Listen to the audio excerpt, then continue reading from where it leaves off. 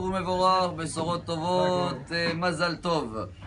On reprend le quotidien, si vous voulez, après Pessah, mais comme aujourd'hui nous sommes le 23 en hébreu Nissan, il nous reste encore 7 jours de future joie jusqu'à la fin du mois de Nissan.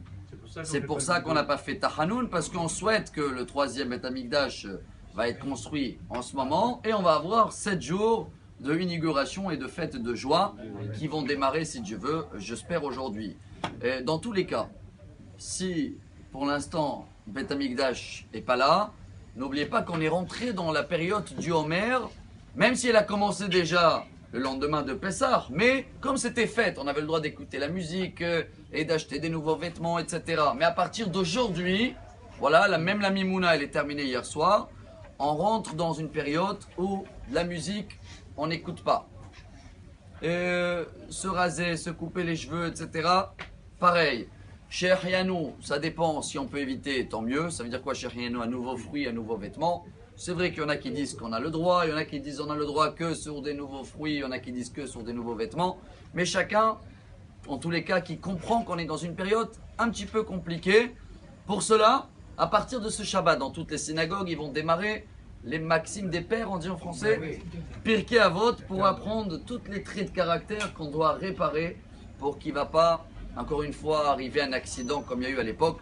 24 000 grands rabbins, élèves de Rabbi Akiva, sont décédés, ce qui donne à peu près entre 700 et 800 personnes qui sont décédées chaque jour pour une seule raison. Manquer de respect un vis-à-vis de l'autre. Combien on doit travailler, nous, cette façon de respecter chacun.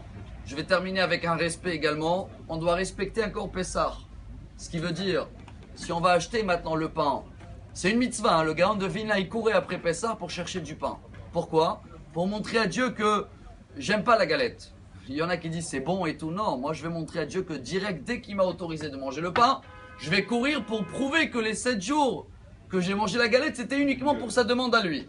Alors bravo, chercher le pain c'est bien, achetez tout ce que vous voulez, on peut, mais cherchez à respecter les magasins qui ont respecté la vente du Hametz. Si quelqu'un il n'a pas vendu son Hametz, le Hametz est interdit même dans le profit.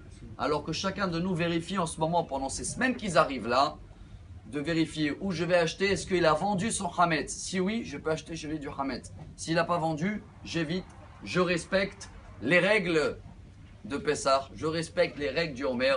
Et Bezrat Hashem, avec ce respect-là, si Dieu veut, on va venir très très vite à danser dans la construction du troisième temple pendant cette dernière semaine de Pessah. Shavuot Tov et Mazal Tov. Amar Rabbi Elazar, Amar Rabbi Hanina.